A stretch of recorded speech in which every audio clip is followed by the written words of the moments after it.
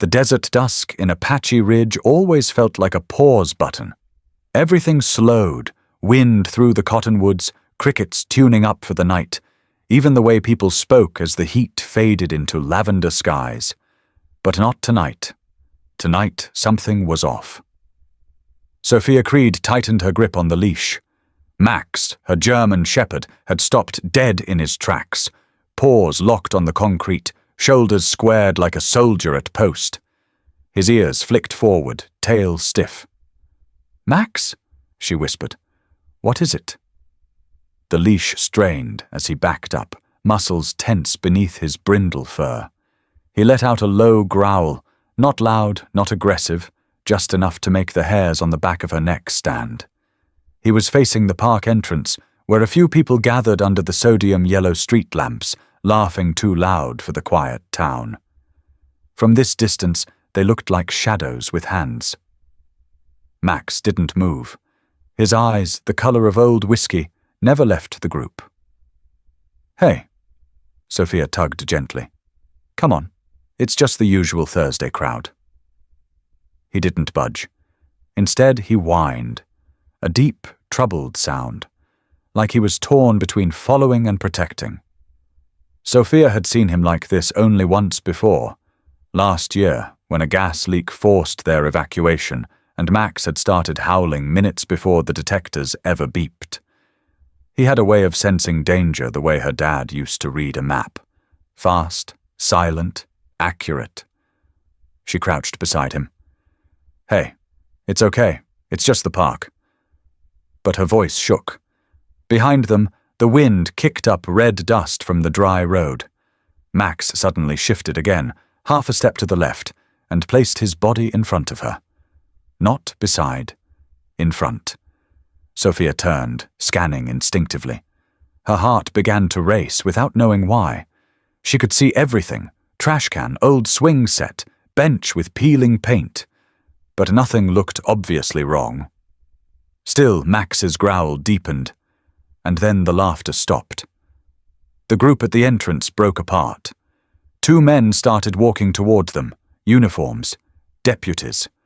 One had his thumbs tucked arrogantly behind his belt, the other's face half-shadowed under his cap.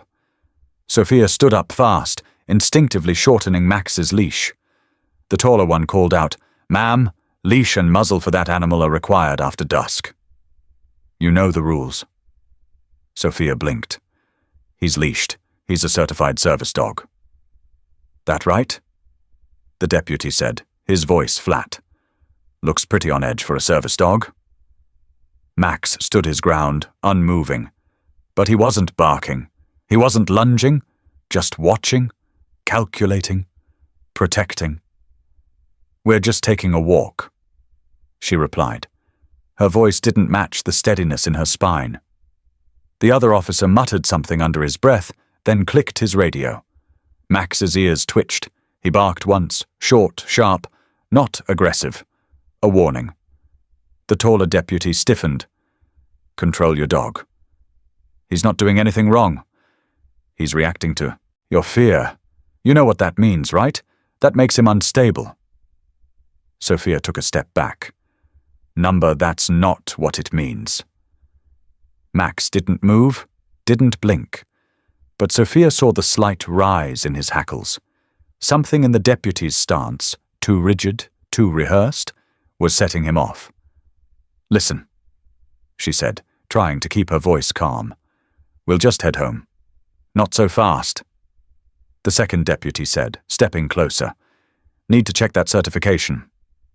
Sophia reached into her hoodie pocket for Max's ID card. Max barked again, louder this time. The deputy flinched.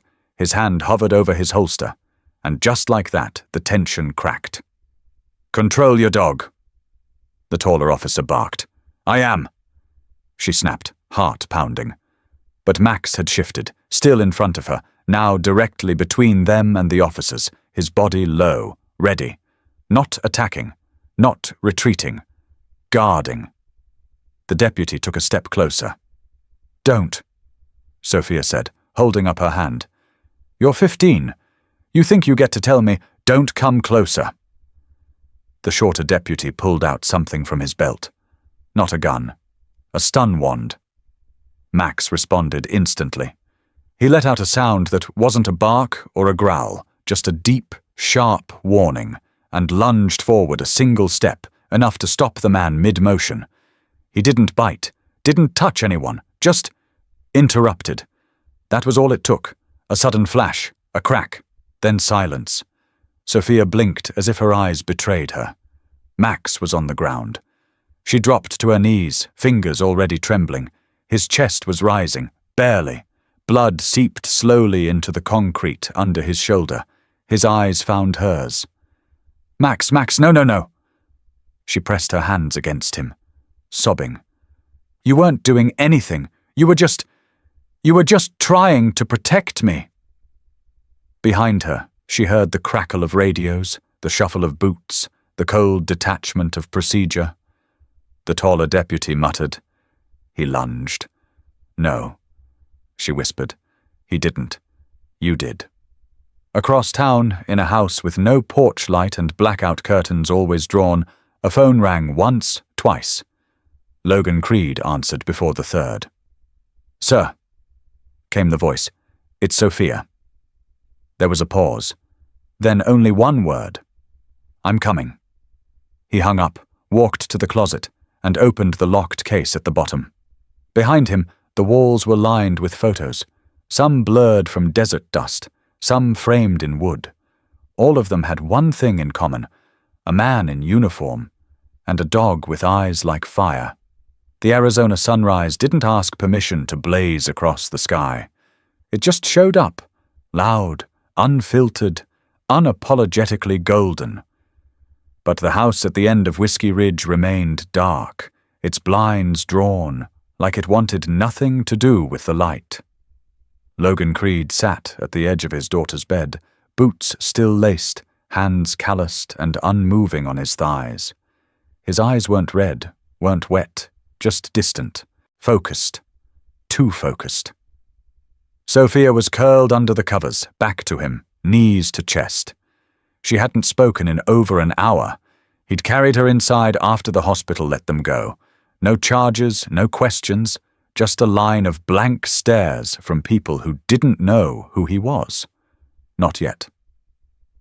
She hasn't eaten, came a voice from the hallway. It was Mrs. Ellison, their neighbor, 63, wiry, with nerves like piano wire. She held a tray with toast and eggs, but her voice wavered. I tried, she added. She just keeps whispering his name. Logan stood and nodded once. Thanks. He walked to the front room, past the walls that held no pictures, just maps. Not of countries, but of terrain. Elevation lines, fault zones, wind corridors. The kind of maps made for people who didn't trust cities to stay stable. Max's leash was still hooked on the coat rack by the door. It swung slightly in the breeze of the old ceiling fan. Logan's fingers touched the collar, military grade, dark brown leather, stamped with coordinates instead of a name tag. His thumb ran across the worn spot, the one Max had chewed as a pup during their first deployment together. Afghanistan, 2012. Max had been barely 2 then, smarter than any handler expected, with eyes that scanned like radar and a nose that could separate C4 from cold sweat. Logan didn't believe in fate, but when they were paired, something clicked. He hadn't needed to teach Max to anticipate movement, to freeze when things felt wrong, or to circle once then stop at the exact location of a pressure plate. The dog just knew. People used to joke that Max wasn't just trained, he was psychic. But Logan knew better.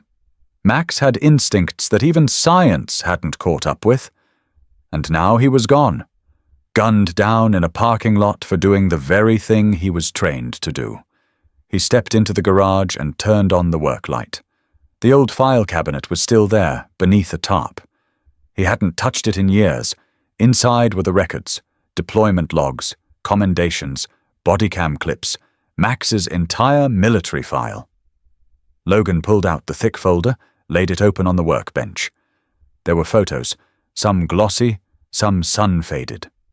One showed a young soldier crouched beside a German shepherd, both of them dusty, both with matching gashes along their ribs. Another showed a group of Delta Force operatives in a mountainous no-man's land, gear heavy, eyes tired. In the center, Max, panting, head high, blood on his shoulder but tail raised. He flipped to a memo from a general. The words blurred slightly, not from tears, but from memory. This K-9 saved 6 lives that day. Creed and Max are to be commended with full honors, unmatched synergy, trust at lethal range. Logan closed the file, slowly, deliberately. Then he opened the bottom drawer. Inside, a box. Black. Locked. He didn't hesitate. The lid creaked open. Not weapons, those were stored elsewhere. This box held something different, a single photo of Logan's wife, Nina. Smiling, arm around Max. Max wearing a goofy party hat, his eyes locked on Sophia. Barely 5 years old in the corner of the frame, holding a juice box and beaming. A folded note sat underneath the photo. In his own handwriting, "If I ever forget who I am, this is who I was." The radio on the shelf crackled to life. Local protest forming outside county precinct, civilians gathering, no reported violence. Yet. He turned it off. Outside, the wind was picking up. Back inside, Sophia sat upright, sheets tangled around her legs. She clutched Max's worn old tug toy, frayed at both ends. "Why didn't he bite them?" she asked suddenly, voice barely audible. Logan turned. He didn't attack. He could have. But he didn't. Why? Logan walked in slowly, crouched to her level. Because Max wasn't built to hate. He was built to protect, even from idiots with badges. Sophia's chin trembled. He didn't even bark until that guy pulled out the stun wand. Logan finished. He recognized the threat, not the man. She wiped her face. He was trying to protect me. Yes, Logan said, voice steady. And he did. She looked up at him, eyes wide. Are they going to get away with it? He didn't answer. Instead, he stood, walked to the old chest in the living room, and unlocked it. She watched as he removed something wrapped in canvas, unrolled it. Dog tags, a medal, and a small tan collar. This belonged to the first dog I ever trained. Her name was Echo. She taught me what loyalty meant. Sophia's fingers tightened around Max's toy. Logan turned, looked her in the eyes. I don't know if they'll get away with it, but I know one thing. What? They don't know who I am. Not really. A knock sounded at the front door. Sophia jumped. Logan stayed still, then moved to the peephole. It was a woman in uniform, short brown hair, late 20s, serious face. He opened the door halfway. Mr. Creed? She asked. Depends who's asking. Detective Ellie Navarro, Internal Affairs. I'm not supposed to be here. Logan said nothing. She hesitated, then stepped closer. I have a copy of the surveillance footage, the real one, not the version on file. She looked over his shoulder and spotted Sophia. I knew Max, in the army. We crossed paths at Bragg before your discharge. Logan narrowed his eyes. I remember. You were the girl who couldn't pass sniper evals, but could out-hack half the base comms. Navarro half smiled. Still can. She handed him a USB drive. They doctored the footage. The gun was out before Max moved. Logan took the drive. Navarro lowered her voice. They're going to bury this, but if you move fast, really fast, you can beat them to the punch. Logan nodded once. Sophia stood behind him now. What happens next? She asked. Logan looked at her, then looked at Max's leash, still swaying on the rack, then back to Navarro. Next, he said, we show them what happens when they pick the wrong family. The desert wind slammed the door shut behind them. The courthouse steps were lined with candles. Some had long since melted down, others still flickered despite the wind. Photos of Max, some from his army days, some recent, were taped along the railing. A little girl had left her stuffed German shepherd at the base of the stairs. A sign above it read, "Thank you for saving her." Sophia stood near the edge of the crowd, hoodie pulled tight around her face. She didn't want to be seen, but she couldn't stay away. Logan watched from across the plaza, hands in his jacket pockets, his eyes never leaving his daughter. He wasn't a man who believed in grief rituals, but he understood why people needed them. The community had latched onto Max's story, at least the parts the media was willing to tell. Beloved retired K9 dies in tragic altercation. They avoided the word killed. No one used executed, though it would have been more accurate. Still, the spark was there. People were waking up. Logan crossed the street, past rows of silent onlookers. Someone recognized him and reached out. "You're Max's handler, right? We're sorry, he was a hero." Logan nodded once, but kept walking. The word hero sat strangely in his chest. Max wasn't just a hero.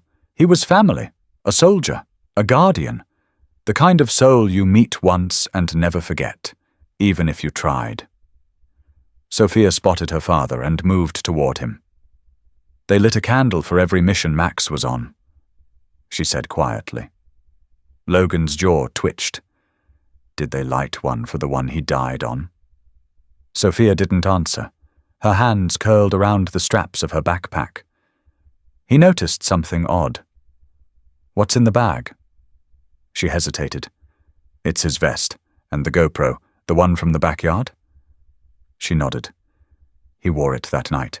The footage isn't on the cloud, it's on the SD card." Logan's breath caught. "You didn't tell Navarro?" "I wanted you to see it first." They crossed the street again and ducked into the alley behind the precinct where Navarro had parked, far from official eyes. Her car was unmarked, but Logan spotted the military-grade dash cam in the corner of the windshield. She was watching the crowd, tapping a nervous rhythm against the steering wheel. When she saw them, she killed the engine and stepped out. "You get the footage?"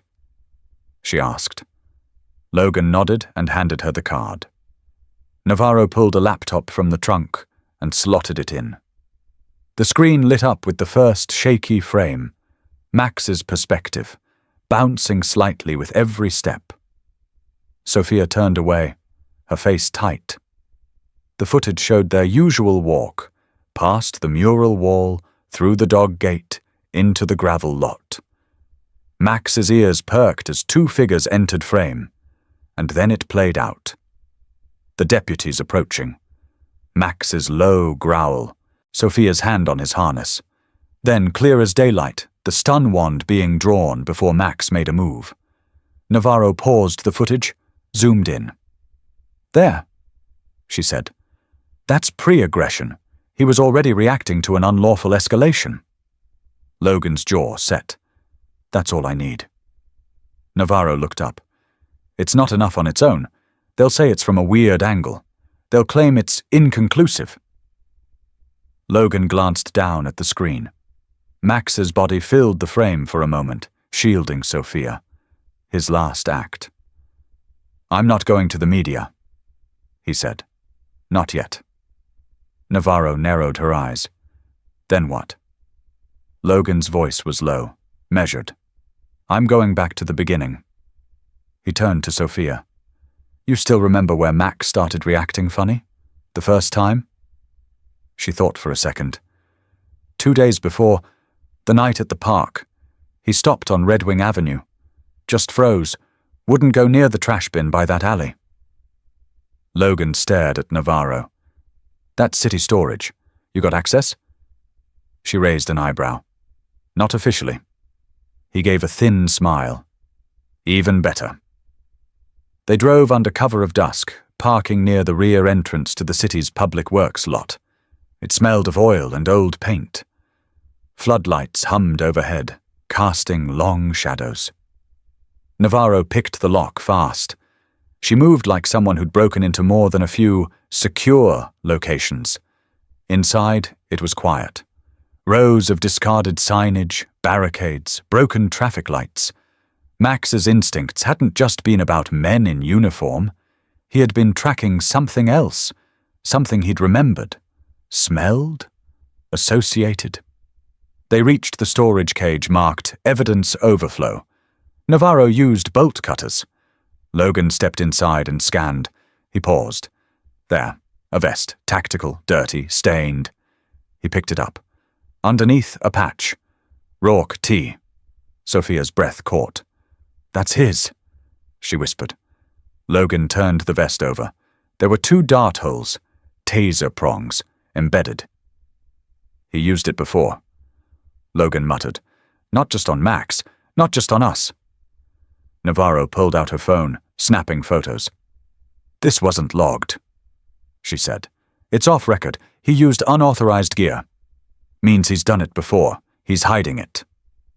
Logan stepped back into the light. The fury was gone now, replaced by something colder. We're not just proving Max didn't attack, he said. Navarro looked up. We're proving Rourke's a pattern, a predator. Outside, thunder rolled low across the valley. Logan didn't flinch. Sophia stood taller. For the first time since Max was killed, her hands had stopped shaking. The wind had picked up again. Dust scraped across the pavement like dry whispers. From the rooftop across the street, Logan could see the entire entrance of the county sheriff's station. 3 patrol cars idling out front, a deputy smoking behind the side gate, his face lit orange from a lighter. Logan adjusted the focus on the old field binoculars.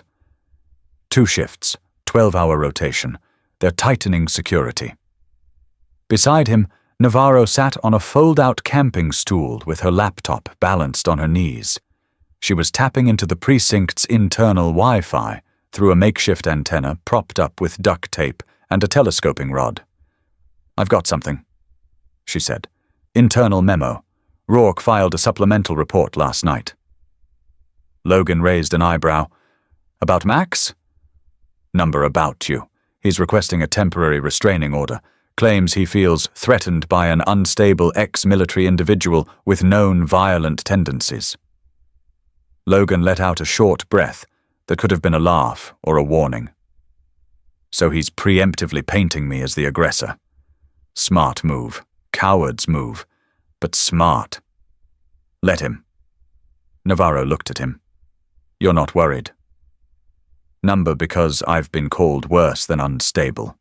But no one's ever called me wrong. He stood up and scanned the plaza again. Then he handed Navarro a small flash drive. This is everything we got from the storage site. Photos, timestamps, Max's GoPro. You're going to leak it. To who? Doesn't matter. Local blog, Reddit thread, Twitter account with 12 followers. Let it grow organically. Let people feel like they found something they weren't supposed to. She smiled. You want it to smell like truth. I want it to smell like fear. Theirs. That night, Logan walked into the diner on Route 18, neon buzzing overhead, jukebox coughing up a country song from 30 years ago. A few familiar faces looked up from their plates. Most lowered their eyes. He found Sophia at the corner booth. She had her sketchbook open, but she wasn't drawing, just staring. He slid into the seat across from her. You okay? She didn't answer. Logan looked at the napkin next to her. On it, she'd drawn Max's face. Detailed, intense, eyes alive. He reached over, slid it toward himself. You captured him. I was afraid I'd forget, she whispered. How he looked when he was protecting me. You won't forget. She clenched her hands. I dream about him. He barks once and I turn, but he's not warning me. He's saying goodbye. Logan leaned forward. He didn't say goodbye. He said, don't be afraid. There's a difference. Her lip trembled. Do you know what I used to say to him before every mission? He asked. She shook her head. Logan's voice was quiet. I'd say, You don't come home for glory. You come home for her. And he always did. She swallowed. But not this time. Logan looked straight into her eyes. Number this time, he stayed. They sat in silence for a moment until Navarro slipped into the booth, breathless. Logan, you need to see this. She held up her phone. A video was playing on a public Facebook page with the caption, "Body cam footage they didn't want you to see." It had been up for less than an hour, already over 10,000 views. Navarro scrolled the comments. Dozens, hundreds, demanding answers. Some defending law enforcement, but most outraged. Too clean, Logan said. Too fast. They're going to try to claim it was faked. Navarro nodded. They'll say it was deep-faked or manipulated. Let them, Logan said, because next we make it real. He looked at Sophia. Tomorrow we go to the press, but not with the footage. She blinked. Then what? Logan leaned back. His face, for the first time, cracked a dry smile. With the people Rourke hurt before, the ones Max remembered. That night, Logan made calls. Quiet ones. To people he hadn't spoken to in years, men and women who owed him, or who simply remembered Max with the same kind of reverence as soldiers recall their own. By morning, 4 names responded. One of them was a former MP. Another, a journalist who'd embedded with their unit in Syria. The third? A mother whose son had been tased by Rourke during a mistaken ID stop 2 years prior. The fourth was a name that even Logan hadn't expected to answer. Chief Dana Richardson, former U.S. Army major, now acting sheriff of a neighboring county. She answered his call with a growl. Creed, I hoped I'd never hear your voice again. That meant nothing was broken. I need your help, Logan said. Let me guess. German Shepherd, Arizona town, unjustified force. You saw the footage? I saw the dog. That was Max, wasn't it? Yes. There was a long pause. You got 30 minutes. I'll meet you at the overlook off Route 19. And Creed? Yeah? Don't wear that Delta scowl. The world's changed, but not that much. When he hung up, Logan turned to Sophia. Get your shoes. Where are we going? He looked out the window, the sun now bruising the edges of the sky. To wake up the part of this town that's still sleeping. And in his mind, he saw Max, not wounded, not broken, but standing tall again, ears perked, eyes locked forward. Waiting for the next command. The overlook off Route 19 was deserted, save for the howl of wind tearing through mesquite branches. Logan parked the truck facing west, where the sun carved hard shadows into the desert floor. Sophia sat beside him, fidgeting with Max's collar looped around her wrist. She hadn't said a word since they left the house. He didn't blame her. Chief Dana Richardson arrived precisely on time. She pulled up in an unmarked SUV and stepped out without ceremony, boots crunching over gravel. Her grey braid was looped tight behind her neck, and the sidearm on her hip wasn't for show. Her eyes locked on Logan's like they were mid-debrief in a war zone. You look worse than last time, she said. Logan nodded. I lost my right hand. She paused. Max. Sophia perked up. You knew him? Richardson walked around the truck, resting her hand gently on the window frame, eyes on the girl. I didn't just know him. I signed off on his final clearance. She looked at Logan. He passed evaluations with a 97. That dog could track a sniper's scent after 24 hours of wind drift. You remember what they said when we retired him? Best nose since Vietnam. Logan replied. Richardson gave a faint smile. They weren't wrong. She pulled out a folder from under her arm and handed it to Logan. This is what I have on Rourke. Internal files, past complaints, most of which were sealed under administrative discretion. But here's the twist. She flipped to a page marked Special Assignments. Logan scanned the list. His eyes narrowed. What the hell was he doing embedded in Operation Dustback? You're op, she confirmed. He wasn't officially listed, but he was part of the civil security wing under private contractor status. I checked the logs. He was pulled out 2 weeks before Max took a shrapnel hit in Coast. Logan's hands tightened. That explains it. He muttered. Explains what? Sophia asked, watching both adults now. Logan turned toward her, voice calm. Max didn't growl at Rourke because he smelled danger. He growled because he remembered. Sophia frowned. From the war. Richardson nodded. Dogs don't forget scent the way we forget names.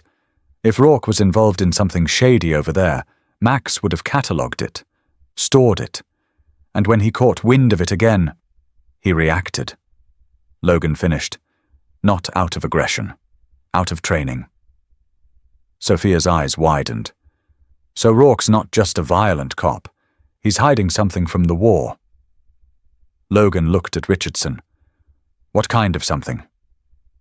She hesitated, then reached into her vest and handed him a photo. It was grainy, night vision green. But Logan recognized the outline instantly. A compound, burned out walls, civilians restrained in zip ties, and off to the side, one man holding a stun wand, standing too close to a teenage boy in the corner. Rourke was attached to an interrogation unit, Richardson said. Unofficial. After a civilian death, the records disappeared. And Max was there, Logan said, almost to himself. He was the one who signaled the civilian was still alive, dragged the boy out from under a collapsed wall. Sophia whispered, He saved him. Rourke would have seen it all. Richardson added, and Max would have never forgotten that scent. Not the boy's blood, not the fear, not Rourke. Logan exhaled slowly. The pieces had been scattered, but now they snapped together like a loaded weapon. He turned to Richardson. You said the footage is growing online. She nodded. And it's making people nervous. Sheriff Braddock's office filed a motion to suppress all related content. So they're panicking. They're about to. Logan turned to Sophia. Time to give them something real to panic about. That night, Logan sent a message through a private channel, one he hadn't used since Kandahar. It simply read, Are you still with me? 15 minutes later, a response pinged back. Always. At dawn, Logan, Sophia, and Navarro met in a half-abandoned church on the edge of Apache Ridge. The pews were dusty, the altar cracked, but the room was quiet, sacred in its own way. Navarro unrolled a blueprint of the sheriff's precinct and laid it across the pew. There's one room not on the official schematic, she said. 3rd floor. Records say it was storage, but it's marked with lead walls and independent Wi-Fi shielding. Someone's hiding data. Sophia looked up. You think it's footage? Navarro nodded. Bodycam archives, internal memos, all the stuff they didn't delete, just buried. Logan said nothing for a moment, then, Tonight we go in. You're outnumbered, Navarro said. Outgunned. Not outsmarted. Richardson entered through the back door just then, holding a keycard. I stole this from Braddock's backup unit. It'll get you through the north stairwell. But I'm not here. Logan accepted it with a silent nod. Sophia stepped forward. I want to go too. No, Logan said instantly. She's right. Navarro interjected. She stays. You don't bring grief into a gunfight. Sophia's jaw clenched. I'm not grief. I'm proof. I'm the only person Max died to protect. The silence in the room said everything. And Max, though long gone, felt very much alive. His scent was still in the vest, his paw prints still etched in Sophia's heart. Logan finally turned to her. Then stay close. That night, 3 figures moved through the shadows outside the precinct. The keycard beeped green. Inside, Cameras blinked offline, thanks to Navarro. And for the first time since Max's death, the people responsible had no one watching their backs. They didn't know it yet, but their war had just begun. The air inside the sheriff's building was still, almost reverent, like it knew something was about to break. Logan moved like memory through the halls, his boots silent over worn linoleum. He wore black, no insignia, no rank, just purpose. Navarro followed, her fingers working a handheld scrambler that looped camera feeds on a 10-second delay. Behind them, Sophia moved quietly, tucked into the space between shadows, Max's worn vest clutched to her chest. They reached the third-floor records room. The door wasn't marked, just a keypad, keycard reader, and one heavy steel lock. Navarro pulled out the cloned card Richardson had given them and swiped it. Nothing. She swore under her breath. They've changed the access protocol. Logan studied the lock. Then his hand moved to his belt. Not for a weapon, for a flat steel tool, something between a shim and a key. "Cover me," he said. Navarro stepped in front of him, eyes on the stairwell. The hallway hummed with silence, broken only by the soft click of tumblers as Logan worked the mechanism. He wasn't fast. He was precise.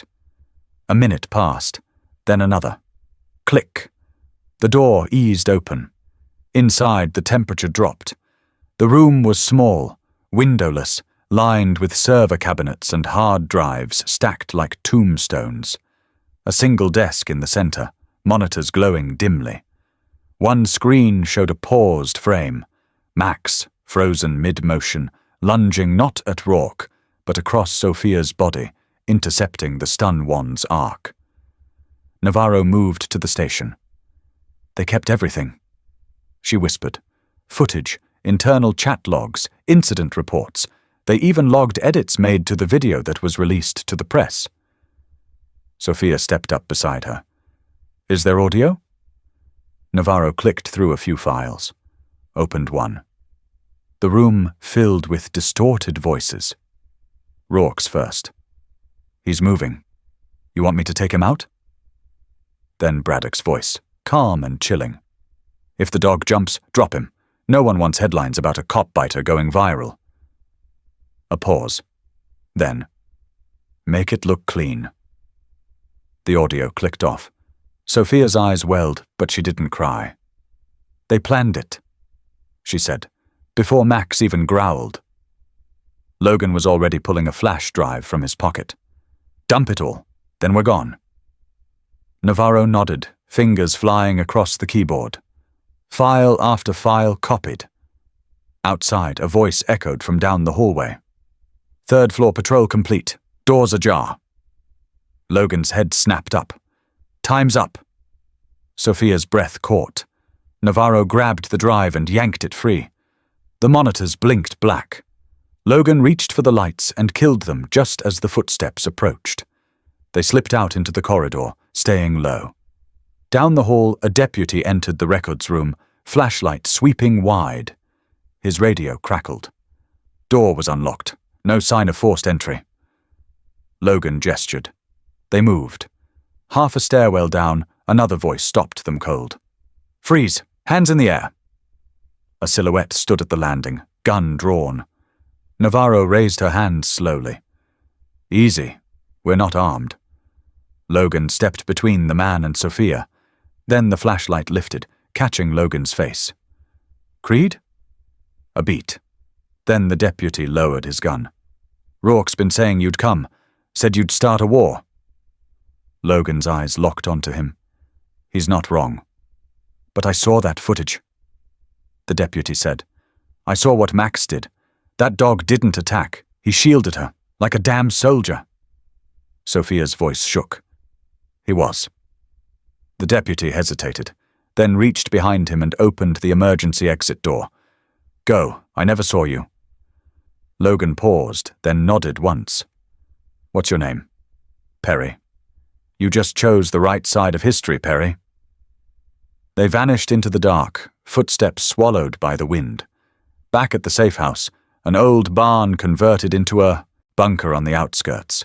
Navarro plugged the drive into an isolated system. Files blinked alive, a trove of damning evidence. Logan watched in silence. Then he spoke. "We leak this tomorrow. Not anonymously. Full names. Full files." Navarro frowned. "You sure? They'll bury you for this." Logan looked over at Sophia, who was sitting cross-legged, gently brushing dust off Max's vest. "I've been buried before," he said. "Didn't stay there long." Sophia turned, her eyes burning. "What if it's not enough?" "It is," Logan replied. "Because truth doesn't win with volume. It wins with clarity." Then he walked to the window and stared out across the desert. It wins when the right person finally listens. And in that moment, even without him, Max stood tall, etched in memory, fearless, loyal, and unwavering, still guarding, still watching, still fighting. The first light of morning crept across a patchy ridge, but the town didn't wake gently. Screens lit up with headlines that hadn't existed the night before. Leaked files suggest Sheriff's Department altered bodycam evidence. War hero K9 executed by cops, cover-up alleged. Delta Force veteran Logan Creed speaks out. It wasn't just local anymore. National outlets picked it up within the hour. By noon, a crowd had gathered in front of the sheriff's station. Not angry, not yet, but present, watching, holding signs with Max's photo printed in black and white. He protected. They killed. Inside the precinct, the mood was shifting fast. Sheriff Braddock's voice echoed through the walls like thunder. Slamming doors, barked orders. Rourke sat stiff in the conference room, jaw tight, a sheen of sweat on his forehead as he watched the video on a loop. His voice caught crystal clear. "If the dog jumps, drop him." The words hung in the air like smoke. In the back hallway, Deputy Perry slipped into the locker room, his radio turned off. He didn't say much as he handed over a small brown envelope to Navarro. She opened it. A flash drive. A second one. "What is this?" she asked quietly. "Back-channel feed. Someone inside IT mirrored the footage when Rourke had it edited. This is the first cut, before any tampering. And it's even worse." "How?" "Because there's audio after the shot." Navarro didn't wait. She plugged it into her laptop and queued it up. Sophia and Logan leaned in. The screen flickered to life. The final moment played out. Max stepping in front of Sophia, the flash, the fall. Then, Rourke's voice, soft but clearly recorded, 1 second after pulling the trigger. "Should have shot the girl too. No witnesses, no questions." The room went dead quiet. Sophia's face froze. She stared at the screen, breath shallow, as if one more sound would shatter her. Logan didn't move. Not a twitch. Navarro sat back slowly. "That," she said, "is no longer negligence. That's attempted murder." Logan looked at her. "It's time." Sophia stood, voice steady.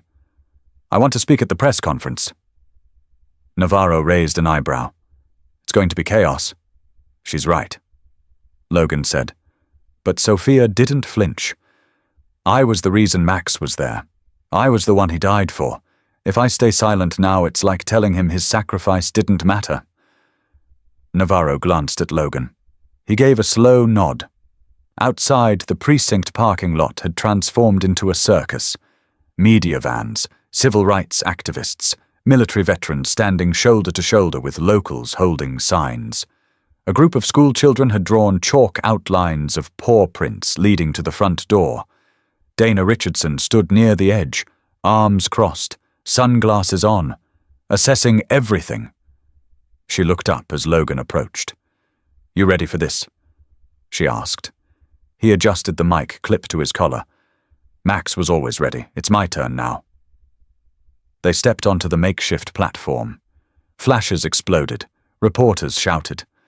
But Logan didn't speak first. Sophia did. She walked up, small but solid, her voice trembling only once. "My name is Sophia Creed. I'm 14. I lost my best friend 2 weeks ago. His name was Max. He wasn't just a dog. He was a soldier. He served with my dad in places no child should even have to think about. And he didn't die by accident. He was shot by someone who saw him as a threat, because he stood between me and a weapon." The crowd fell silent. She held up Max's vest. "This is what he wore when he protected me. It still smells like him, and I still talk to it when I can't sleep." A quiet sob escaped somewhere in the back. Sophia's eyes burned now, but her voice was steel. "If this happened to Max, it can happen to your dog, or your child, or you." She stepped back. Logan caught her arm gently and guided her behind him. Then he spoke. "This isn't a war against police," he said. "It's a war against men who hide behind the badge while dishonoring what it stands for." He pulled a folder from under his arm and held it up. "This is evidence, not opinions, not spin, audio, logs, orders. And for those who think this is about one dog, let me say this. Max wasn't just a dog. He was a decorated member of the US military. He saved lives. He detected explosives before they killed kids. He pulled a bleeding soldier out from under a crumbling wall in Afghanistan." He lowered his voice. "And last month, he saved my daughter. And for that, he was executed." The crowd erupted. Cheers, tears, clapping, cameras capturing every second. Inside the precinct, Sheriff Braddock watched it all unfold on a monitor. He turned to Rourke, whose face had drained of color. "You're done," Braddock said. "You brought a war into our house." Rourke stood, fists clenched. "They're lying." Braddock pointed to the screen. "That's your voice, not theirs." In the distance, the wail of sirens grew, louder. Navarro stepped back into view, holding up a phone. "State AG just issued a warrant. They're coming for Rourke now." And just like that, the man who pulled the trigger took a step back, heart hammering, and ran. But he didn't get far. 2 veterans in the crowd, one of them Max's old handler before Logan, stepped forward and blocked his path. "Where you going?" one said. Rourke froze. Sophia watched from the steps, Max's vest clutched to her chest.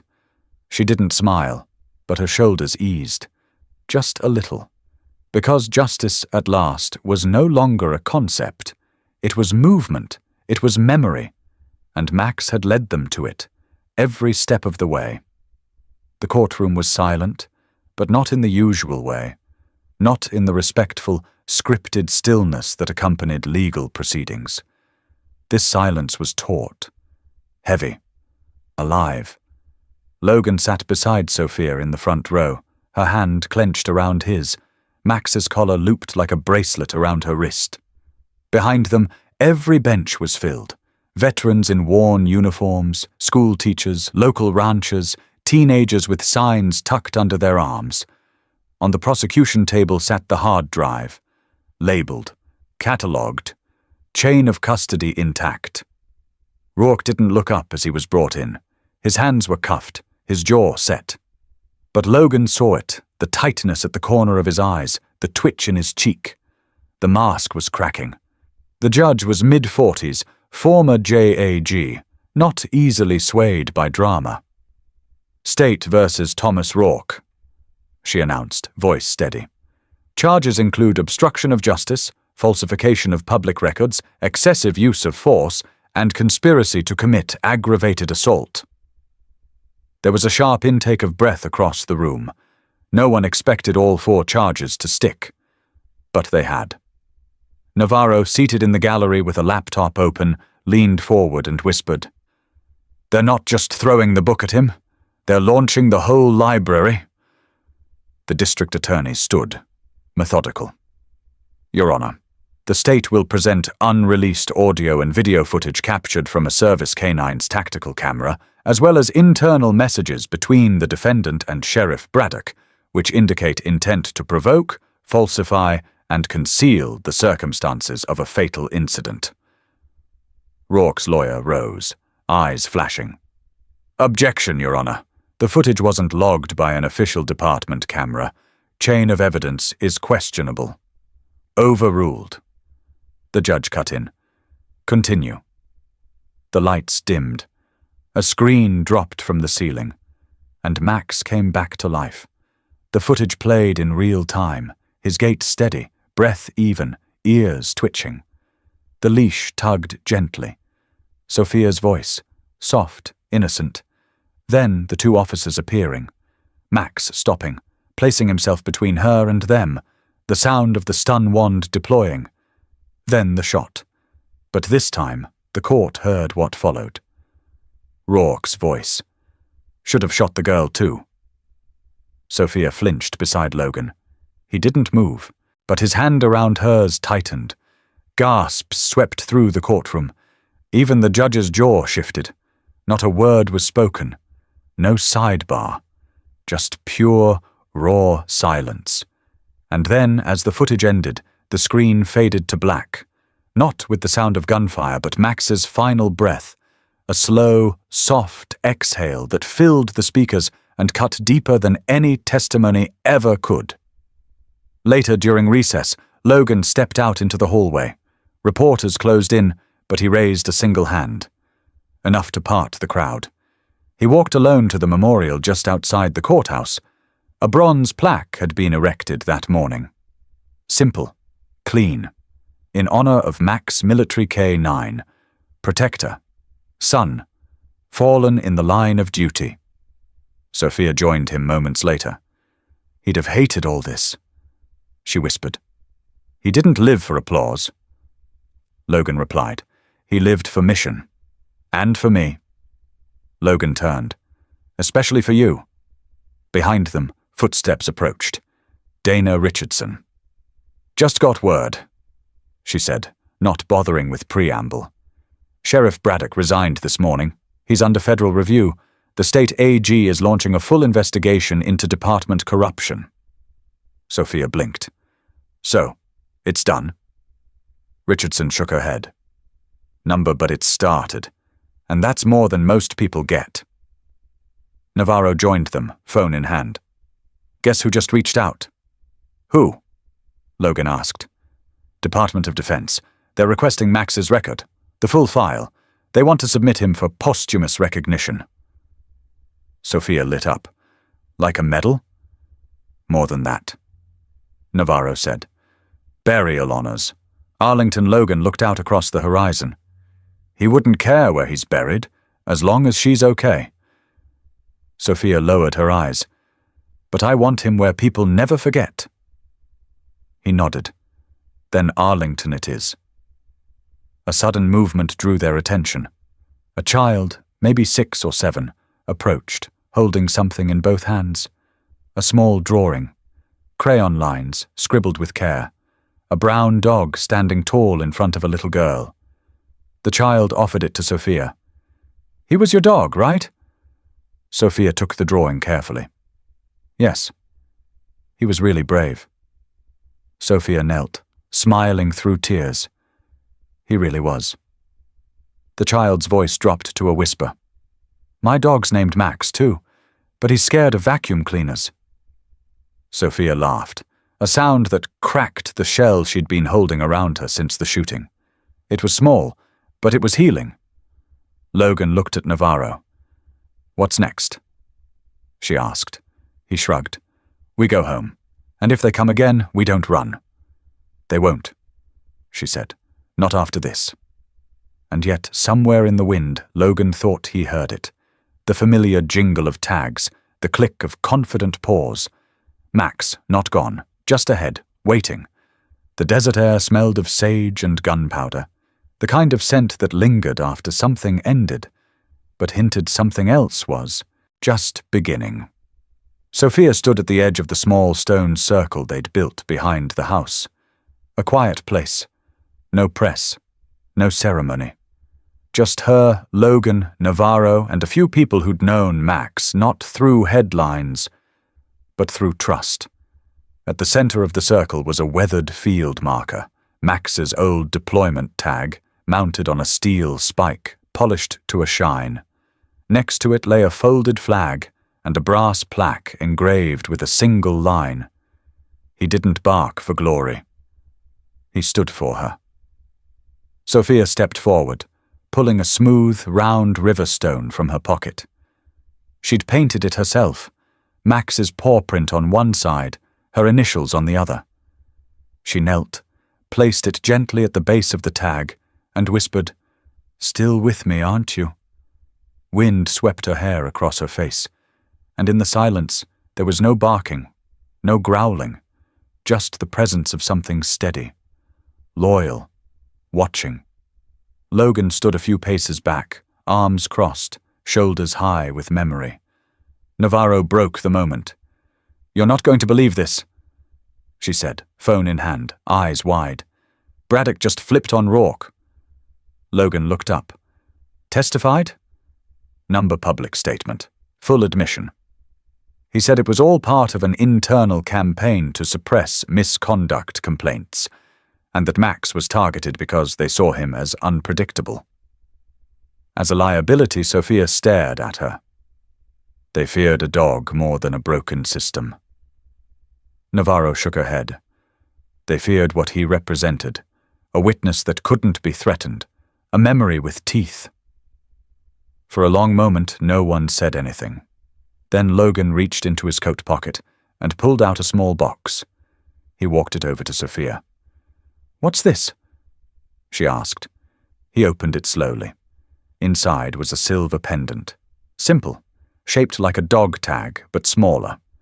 On one side, an engraving of Max's silhouette. On the other, "Honor never forgets." Sophia blinked hard. "Dad, you wear it," he said, "not to mourn, but to remind them you remember." She took it in her hand, held it tight. "I'll never take it off." Logan placed a hand on her shoulder. Neither did he. The sky deepened into a rich purple, coyotes calling faintly in the hills. Somewhere nearby, a gate creaked. Navarro turned towards the sound. A neighbor kid stood by the fence, holding a leash. At the end of it, a puppy, a German shepherd mix, sat, ears too big for its head, tail thumping nervously against the dirt.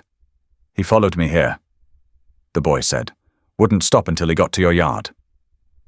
Sophia crouched. The puppy padded over, uncertain but curious. She offered her palm. He sniffed, then pressed his forehead into her hand, warm and sure. "What's his name?" Logan asked. The boy shrugged. "Didn't come with one." Sophia looked up, blinking back tears. "I think I'll let Max decide." And somehow, in the space between sorrow and sunfall, it felt like he already had. It had been exactly 31 days since Max took his final breath in that parking lot. The courthouse noise had faded. The headlines had shifted. Reporters packed up. Protest signs faded in the sun.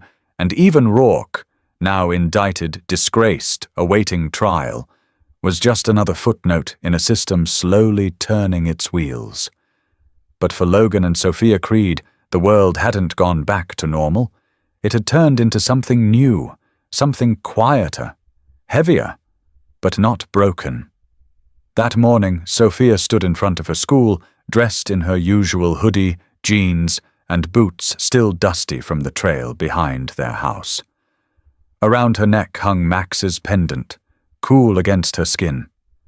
In her backpack, nestled between books and notes, was the paw-shaped tag from his vest. She didn't walk through those double doors like before, head down, shoulders curled inward. This time, she moved like Max had taught her. Eyes forward, steps firm, heart steady. Inside the school auditorium, the lights dimmed as the student assembly began. Principal Hayes stepped to the podium. "Today," he said, "we recognize something beyond academics. We honor courage, loyalty, and sacrifice." He looked toward Sophia. "Please welcome a student who reminded this entire town of what it means to stand for something." The applause was soft at first. Then it grew. Sophia took the stage slowly, not out of fear, but respect. She pulled a folded note from her pocket, then changed her mind and spoke without it. I used to think Max was just mine, my protector, my comfort, my secret strength. But now I see he was bigger than that. He was for all of us, for every person who ever felt alone, for every kid who thought no one would step in. She swallowed. He didn't save me because I asked. He saved me because it's who he was. Then slowly she took off the pendant, held it up. This isn't just Max's. This belongs to every dog who watches our door, every canine who sniffs danger before it finds us, every paw print that walked beside someone who didn't know they needed saving until it was too late. The room was still. A few kids wiped their faces. One teacher quietly cried behind a clipboard. Later that day, Logan waited in his truck. He hadn't gone inside the school, not his place. But when Sophia walked out, her face was lighter, posture taller. He knew it had been right to let her lead. "Good speech," he said. She smirked. "You didn't hear it." "No," he replied. "But I heard about it. That's better." At home, the new puppy, still unnamed, still clumsy, greeted them with an oversized yawn and a tangle of paws. He wasn't Max. He never would be. But he didn't have to be. That night, Logan walked out onto the back porch. The stars were sharp and close, the air carrying desert chill. He looked up, exhaled, and whispered the words that had never quite made it out before. "Thank you, boy." Inside, Sophia was writing something in a notebook. Not a school. S.A.O. story. A story about a German shepherd who didn't bark for glory, who didn't need medals or parades, just a little girl worth protecting. She glanced out the window towards the stars and smiled. Some dogs never leave us.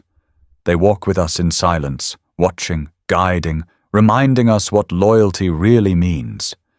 Max was one of those dogs. If you've ever been protected, comforted, or saved by a dog, even in a quiet, unseen way, then this story is for you. And if Max's journey moved you, we invite you to support our channel. Subscribe to German Shepherd for more true inspired stories that honor the silent heroes on four paws, because sometimes the strongest voices come with a wagging tail. What's your story with a loyal dog?